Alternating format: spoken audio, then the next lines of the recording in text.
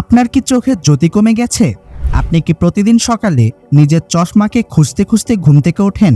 আমাদের চোখ আমাদের বডির সবথেকে ইম্পর্টেন্ট একটি পার্ট। তাই এই চোখকে সবসময় হেলদি রাখা আমাদের দায়িত্ব। যদি আপনি নিজের চোখকে ঠিক রাখতে চান এবং কন্ট্যাক্ট লেন্সেস অথবা চশমা থেকে চিরজীবনের জন্য মুক্তি পেতে চান, তাহলে আজকের এই ভিডিওটি আপনার জন্য। এই ভিডিওটিতে আপনি 5টি এমন ইজি আই কেয়ার টেকনিককে জানতে চলেছেন যা আপনার চোখকে তো ভালো রাখবেই, তার সাথে সাথে আপনার দৃষ্টিশক্তিকে বর্তমানের তুলনায় অনেক গুণ বাড়িয়ে দিবে। এই 5টি স্টেপকে আপনাকে প্রতিদিন ফলো করতে হবে। প্রতিটি স্টেপ এতটাই সিম্পল যে আপনি সহজেই কোনো টাকা খরচ না করে বা কোনো প্রোডাক্ট না কিনেই বাড়িতে ফলো করতে পারবেন। শর্ত শুধু একটাই, আপনাকে স্টেপগুলোকে প্রতিদিন ফলো করতে হবে, কমপক্ষে 21 দিন পর্যন্ত। 2 থেকে 3 দিনের মধ্যেই আপনি এর রেজাল্ট পেতে শুরু করবেন। তো চলুন শুরু করা যাক। Step 1, I exercise. এই এক্সারসাইজটিকে করার জন্য আপনার 10 মিনিটের প্রয়োজন। আপনি যে কোনো জায়গায়, বাড়িতে, পার্ক, পড়াশোনা করতে করতে, কোথাও যেতে যেতেও এই এক্সারসাইজটি করতে পারেন। এই এক্সারসাইজটিকে করার সময় আপনি যদি চশমা বা লেন্সেস পরে থাকেন তাহলে সেটিকে খুলে নিন। সবার প্রথমে আপনি 10 বার নিজের চোখকে উপরে এবং নিচে করুন। যতটা উপরে যেতে পারে এবং যতটা নিচে যেতে পারে নিয়ে যান। এবার 10 বার লেফট অ্যান্ড রাইটের দিকে নিয়ে যান, ঠিক এইভাবে। এবার 10 বার ডায়াগোনালি চোখের টপ রাইট এবং বটম লেফটে নিয়ে যান। এবার এই সেম জিনিসটিকে 10 বার অপোজিট ডাইরেকশনে করুন, অর্থাৎ টপ লেফট থেকে বটম রাইটে নিয়ে যান। এবার চোখকে 10 বার ক্লকওয়াইজ ঘোরান এবং 10 বার এন্টি ক্লকওয়াইজ ঘোরান। এবার আমরা করব সবথেকে ইম্পর্টেন্ট এক্সারসাইজ, যা হলো আই পুশ আপস। সবার প্রথমে আপনি নিজের বুড়ো আঙুলকে নাকের কাছে 2 চোখের একদম মধ্যস্থানে নিয়ে আসুন। এবার নিজের বুড়ো আঙুলের সবথেকে উপরিভাগকে দেখুন এবং ধীরে ধীরে ফোকাসকে না সরিয়ে নিজের হাতকে দূরে নিয়ে যান এবং সম্পূর্ণ ফোকাসকে বুড়ো আঙুলের টপে রাখুন। যখনই হাত স্ট্রেচ হয়ে যাবে তখনই নিজের ফোকাসকে আঙুলের পেছনের দৃশ্যতে নিয়ে যান।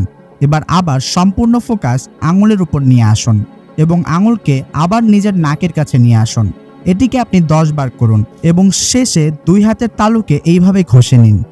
এবার সে তালুকে চোখের উপর রাখুন যাতে চোখ আরাম পায়। স্টেপ 2, সান গেজিং। আচ্ছা, আপনি কি জানেন সূর্য হলো প্রকৃতির সবথেকে শক্তিশালী আই ডক্টর? সান গেজিং কথাটির অর্থ হলো সূর্যকে প্রায় 5 মিনিট ধরে দেখা। যদি আপনি চশমা বা লেন্সেস পরেন তাহলে সেটিকে প্রথমে খুলে নিন। এবার সূর্যকে দেখুন। যেভাবে আপনি টিভি দেখেন ঠিক তেমনি আপনি সূর্যকে দেখুন। যদি দেখতে দেখতে মাঝে মধ্যে ব্লিঙ্ক করতে হয় তো করুন, কোনো অসুবিধা নেই। তো কতক্ষণ ধরে সানগেজিং করব?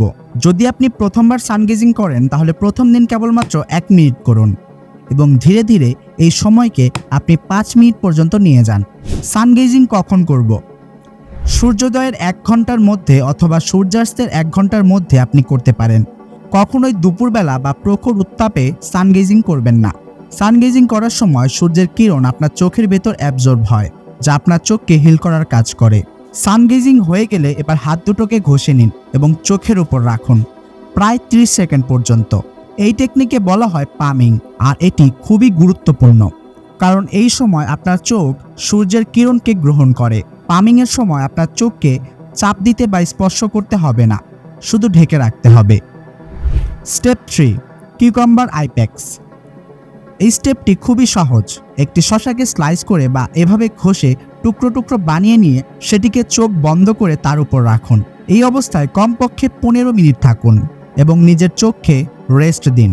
যখন আপনি চোখের মধ্যে শসার স্লাইসকে লাগান তখন আপনার মস্তিষ্কে 2 ধরনের টেম্পারেচার মেনটেন হয়।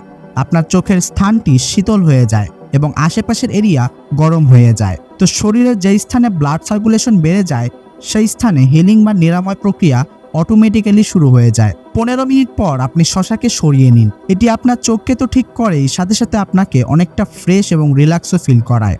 শসার অল্টারনেটিভ হিসেবে আপনি চাল কুমড়ো, লাউ অথবা আলুকে ব্যবহার করতে পারেন। Step 4, no screen time after 9 PM। রাত্রি 9টার পর কোনো প্রকার স্ক্রিনকে দেখবেন না। সকালে ঘুম ভাঙতেই আমরা আমাদের ফোন চেক করতে শুরু করে দেই, তারপর সারাদিন টিভি, ল্যাপটপ, মোবাইল ব্যবহার করতে থাকি, কাজ হোক বা এন্টারটেইনমেন্ট।